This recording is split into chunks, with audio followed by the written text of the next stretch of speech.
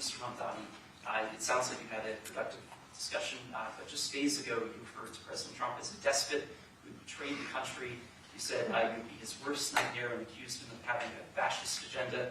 Are you planning to retract any of these remarks in order to improve your relationship? I think both President Trump and I, we are very clear about our positions and our views, and what I really appreciate about the President is that the meeting that we had focused not on places of disagreement, which there are many, and also focused on the shared purpose that we have in serving New Yorkers. And frankly, that is something that could transform the lives of the 8.5 million people who are currently struggling under a cost of living crisis, with 1 in 4 living in poverty. And the meeting came back again and again to what it could look like to lift those New Yorkers out of struggle and start to deliver them a city that they could do more than just struggle to afford it, but actually start to live in it. And I've been called much worse than a despot, so it's not that insulting. Maybe I think he'll change his mind after we get to working together. Yes, please. Mr. President, from MTV Lebanon. Good. I would like to ask you a question about the Middle East regarding Sure. you said that Hezbollah in Lebanon is not in a good position. And Lebanon now is the final unresolved after Gaza and Syria. Given your assessment, like, what do you say for the Lebanese today? It's the independent state in Lebanon. And what is your next move to push toward disarmament? Sure. Well, we are pushing for total disarmament of Hamas and, frankly, everybody else.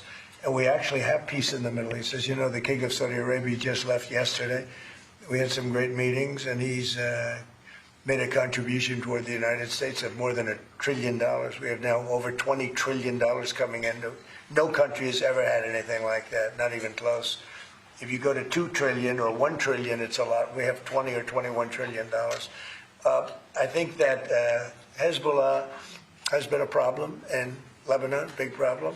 We're working with Lebanon. We're working with everybody in the Middle East. That's another thing I think we have in common. We want to see peace in the Middle East, and we actually have now, for the first time, peace in the Middle East after 3,000 years.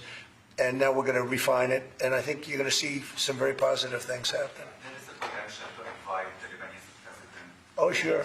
Oh, I would do that, absolutely. And if the mayor would like to be here for that meeting, because I know he feels very strongly. I think you feel very, very strongly about peace in the Middle East. We desperately want it, and that's something that I shared with the president, that when I spoke to New Yorkers who had voted for the president last November on Hillside Avenue and Fordham Road, I asked them why. I heard again and again 2 major reasons. One was that they wanted an end to forever wars. They wanted an end to the taxpayer dollars we had funding violations of human rights, and they wanted to address the cost of living crisis. And I appreciated the chance to discuss both of those things. He said a lot of my voters actually voted for him, and I'm 1 in 10. And I'm okay with that.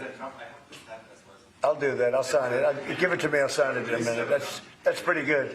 Mr. President, Yeah, please. you threatened to send federal troops to New York City. You both have differences when it comes to ICE agents in New York City.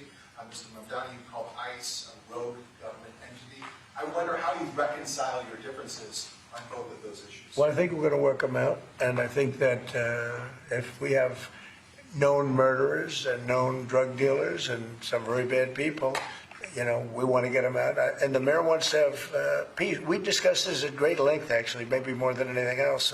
He wants to have a safe New York. Ultimately, a safe New York is going to be a great New York. If it's not safe, no matter how well we do with pricing and with anything else, we can talk about anything you want. If you don't have safe streets, it's not going to be a success. So we're going to work together. We're going to make sure that if there are horrible people there, we want to get them out. I think he wants to get them out maybe more than I do. So we'll work together. We discussed it at great length. Yes.